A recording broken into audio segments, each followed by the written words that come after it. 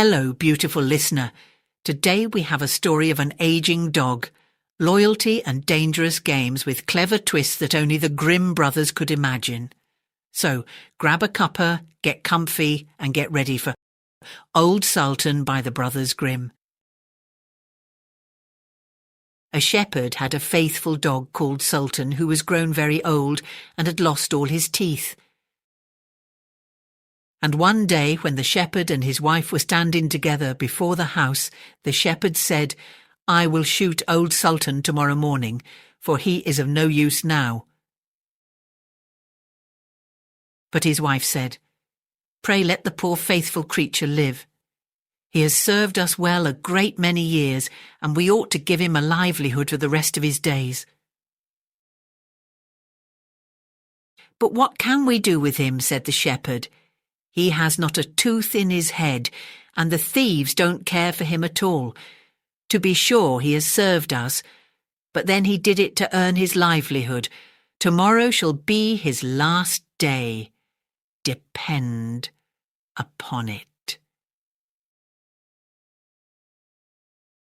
Poor Sultan, who was lying close by them, heard all that the shepherd and his wife said to one another and was very much frightened to think tomorrow would be his last day.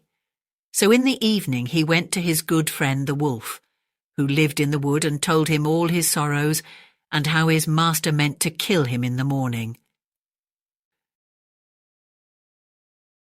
"Make yourself easy," said the wolf. "I will give you some good advice. Your master, you know, goes out every morning very early with his wife into the field, and they take their little child with them and lay it down behind the hedge in the shade while they are at work. Now do you lie down close by the child and pretend to be watching it, and I will come out of the wood and run away with it. You must run after me as fast as you can, and I will let it drop. Then you may carry it back, and they will think you have saved their child, and will be so thankful to you that they will take care of you as long as you live." The dog liked this plan very well, and accordingly, so it was managed. The wolf ran with the child a little way. The shepherd and his wife screamed out, but Sultan soon overtook him and carried the poor little thing back to his master and mistress. Then the shepherd patted him on the head and said, "Old Sultan has saved our child from the wolf, and therefore he shall live and be well taken care of and have plenty to eat. Wife, go home and give him a good dinner, and let him have my old cushion to sleep on as long as he lives." So from this time forward Sultan had all that he could wish for. Soon afterwards the wolf came and wished him joy and said, "Now, my good fellow, you must tell no tales, but turn your head the other way when I want to taste one of the old shepherd's fine fat sheep." "No," said the Sultan, "I will be true to my master."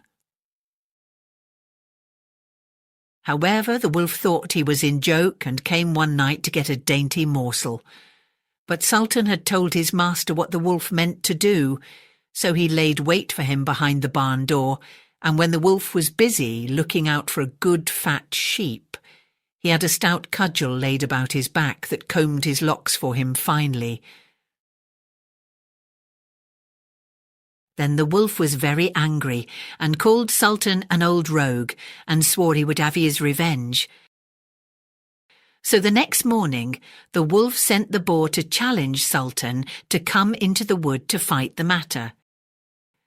Now Sultan had nobody he could ask to be his second but the shepherd's old three-legged cat, so he took her with him, and as the poor thing limped along with some trouble, she stuck up her tail straight in the air. The wolf and the wild boar were first on the ground, and when they espied their enemies coming, and saw the cat's long tail standing straight in the air, they thought she was carrying a sword for Sultan to fight with. And every time she limped, they thought she was picking up a stone to throw at them. So they said they should not like this way of fighting, and the boar lay down behind a bush, and the wolf jumped up into a tree. Sultan and the cat soon came up and looked about and wondered that no one was there. The boar, however, had not quite hidden himself, for his ears stuck out of the bush, and when he shook one of them a little, the cat, seeing something move and thinking it was a mouse, sprang upon it and bit and scratched it, so that the boar jumped up and grunted and ran away, roaring out, "Look up in the tree, there sits the one who is to blame." So they looked up and espied the wolf sitting amongst the branches, and they called him a cowardly rascal, and would not suffer him to come down till he was heartily ashamed of himself, and had promised to be good friends again with Old Sultan.